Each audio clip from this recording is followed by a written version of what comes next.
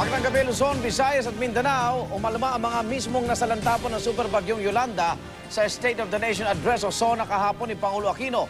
Kinokasyon nila ang pagbida ng Pangulo sa mabilis daw na pagresponde ng gobyerno gayong ilang araw ang lumipas bago narating ng tulong ang mga biktima. Giit naman ng DSWD na pinuri rin kahapon ng Pangulo, walang dinuktor na datos na inilahad sa SONA kaugnay sa pagtulong sa mga nasalanta. Nakatutok si Ruth Cabal. Sa labas ng kanilang tent sa Tacloban City, nanonood ng State of the Nation Address ng Pangulo ang mga biktima ng bagyong Yolanda. Ang mga tagpong ito mismo nagpapakita ng kakulangan daw ng gobyerno sa pagtugon sa pangangailangan ng mga biktima ng bagyo. Halos 8 buwan na matapos ang super typhoon, wala pa rin permanente at ligtas na matitirhan ang mga nakaligtas. Nandito kami sa no-build zone, hindi pa kami nakakalipat dahil kulang nga. Kulang yung suporta ng government. Naghirap ang mga tao dito. Matagal dumating ang tulong.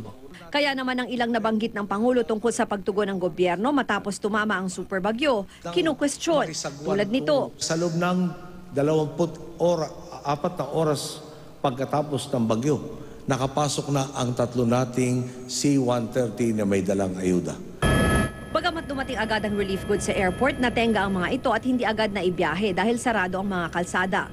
Taliwas din sa ilang tagpong nasaksihan ang sinabing ito ng Pangulo. Sa ikalawang araw, dumating na ang Rapid Health Assessment Teams ng DOH. Ang dagdag na sundalo, pulis at BFP personnel mula sa ibang probinsya. Kuha ito ng looting sa isang tindahan sa Tacloban 2 araw makalipas ang bagyo. 3 araw mula nang tumama si Yolanda, ito naman ang tagpo ng panlilimas sa mga sako-sakong bigas mula sa malaking barko na tinulak ng malakas na daluyong. Ilang araw pang nagpatuloy ang mga insidente ng nakawan. Sa ilang insidenteng yan, nakita ang kakulangan ng mga alagad ng batas sa Leyte.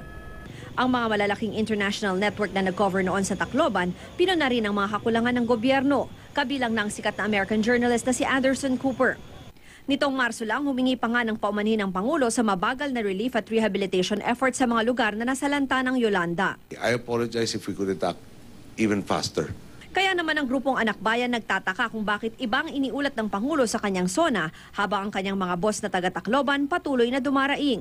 Insulto sa mga biktima ng Yolanda, tila nag-iimbento siya at medyo kasing tindi po ng bagyo yung kanyang imagination doon sa pag-iimbento niya na mabilis daw umaksyon ang gobyerno tungkol sa Yolanda. Gid ng DSWD na isa sa mga punong abala sa pagresponde doon, wala raw dinoktor ang Pangulo sa kanyang SONA tungkol sa tulong sa mga biktima ng Yolanda.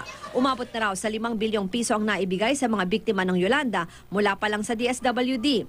Mahigit 200,000 pamilya ang nabigyan ng emergency shelter assistance na 10,000 hanggang 30,000 pesos, bukod pa sa 1.6 billion pesos na naipamigay sa Cash for Work program.